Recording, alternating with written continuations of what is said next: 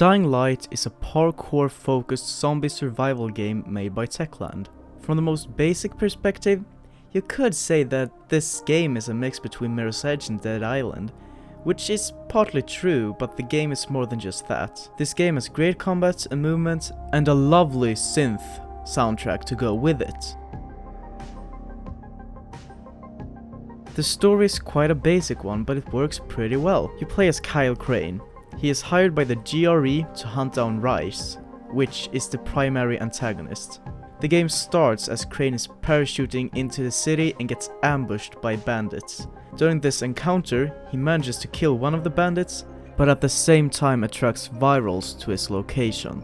The bandits run away, but Crane manages to get bitten and then gets rescued by Jade and Amir, and they immediately take him to the tower, which is their safe space.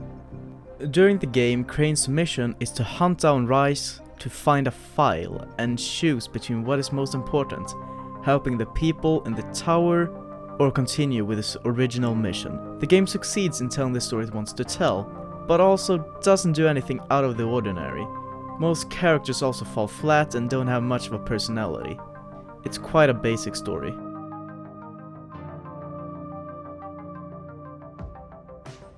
Dying Light is all about freedom. You can choose if you want to run away from enemies or if you want to fight them head on with melee or ranged weapons. In the beginning of the game, the smartest choice would be to run away from a lot of enemies since you have terrible weapons and skills. But as the game progresses, you will level up and get a lot more powerful weapons. In the end, you might even be a little overpowered. When you hit a zombie with your weapon, you can really feel the impacts and the difference between a blunt or sharp weapon. If you hit a zombie with a blunt weapon, you might crush their head or just see X-ray from hitting them. Or if you have a sharp weapon, you can cut limbs clean off. There are also things in your environment you can use as a weapon. For example, there might be a spike wall where you can throw a zombie into and instantly kill them, which is a lot of fun. Now, there is some nice crafting in the game too, and you can upgrade your weapons. This makes gathering resources a very important part of Dying Light. The game changes a lot from day to night too.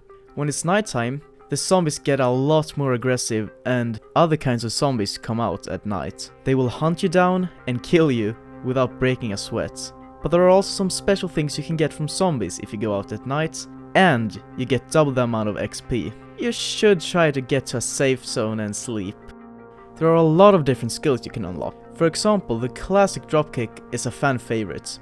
You can easily just dropkick enemies from roofs and they will fly a good distance away from you. Or you have the vault skill, where you can jump over enemies to easily get away from dangerous situations. The game is filled with good animations and fun moves. And you can also do all of this in a very good co-op mode. With up to 4 people, you can all play through the story with no interruptions. Nothing changes from 1 player to 4 players, and it's really seamless. I think the soundtrack in the game is very underrated. I never hear anyone talk about it. The soundtrack is filled with a lot of good synth, which reminds me of the 80s, you could say. And it's there to emphasize 2 things. The composer wanted the music to have feelings of abandonment, emptiness and sadness, but also the rhythm of a parkour runner. You can clearly get these feelings from the soundtrack and it sounds great. I still listen to the soundtrack sometimes because it's just so good.